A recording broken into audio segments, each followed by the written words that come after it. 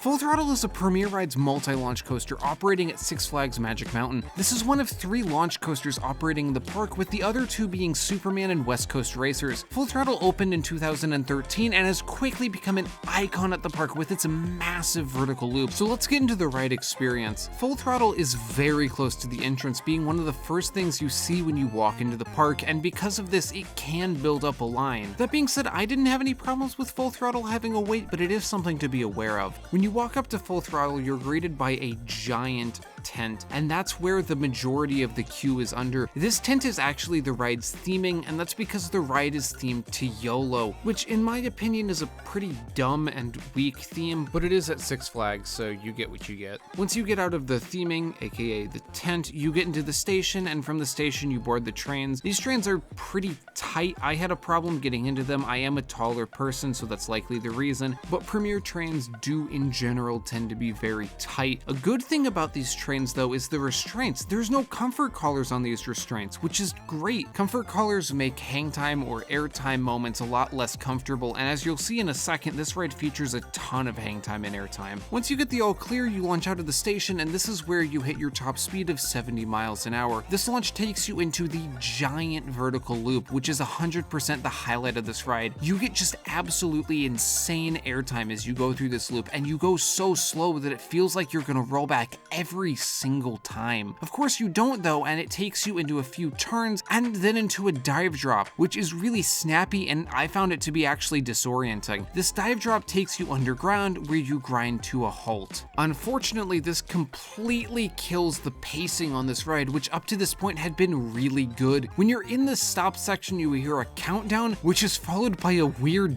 dubstep remix of Crazy Train.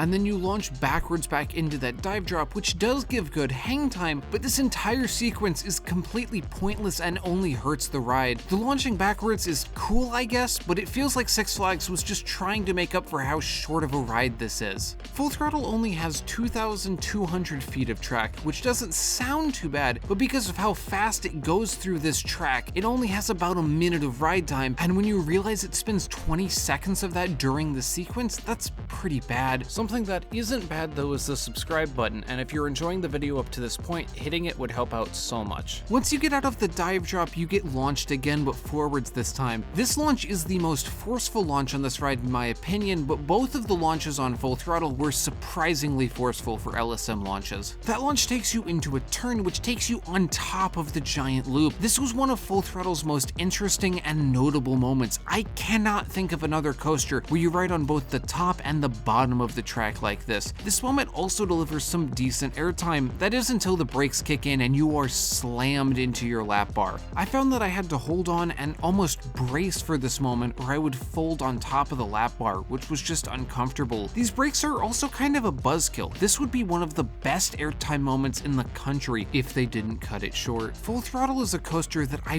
really want to like. I like the launches, I love that first loop, and the dive drop is just really fun. The airtime over the loop is incredible and the ride is super smooth, but that stop in the middle just leaves a bad taste in my mouth. Ignoring the questionable music choice, it completely ends the ride's pacing. If that had just been a boost launch, Full Throttle would have really good pacing. I would compare it to Max Force at Six Flags Great America, but unfortunately that's not what we have here. For a final score, I'm gonna give Full Throttle a 6 out of 10. It loses points for that middle section, but the vertical loop and the dive drop still make a ride that is well worth your time at the park. But is the other Premier Rides launch coaster that they have at Six Flags Magic Mountain worth your time? I have a whole video on West Coast Racers right here.